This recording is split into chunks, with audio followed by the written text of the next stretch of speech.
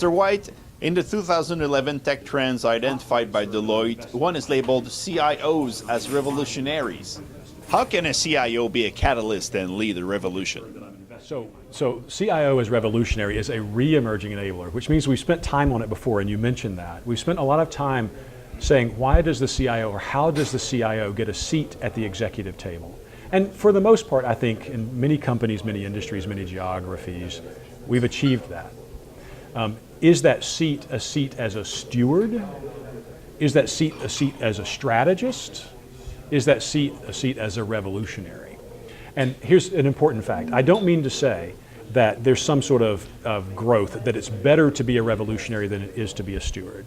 Frankly, the role and the focus of the role is dependent on the company and the business they're in and the economy and the time and place. So a very talented, very successful CIO might spend time as a steward because that's what the business needs, might spend time as a strategist, might spend time as a revolutionary. So why look at it again this year? Why is it a re-emerging enabler? We believe there's some factors happening this year that make it more likely that that CIO can be revolutionary at the table with their other officers of the corporation.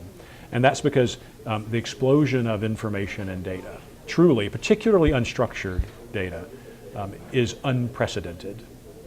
In addition, the explosion of the ability to harness that data through the social sphere, through pattern matching, through in-memory databases for the structured data. I mean, the technologies, we're just at an interesting time of the evolution of information management technologies, both structured and unstructured. And third is cultural. The workforce that's joining the enterprise today has a fundamentally different expectation of how they're going to do their work. They expect to do it collaboratively. They expect a need to share versus a need to know. So, which officer of the company is best positioned to treat the information asset, explosion in size, explosion in capability to leverage, and a transformation of the culture of use?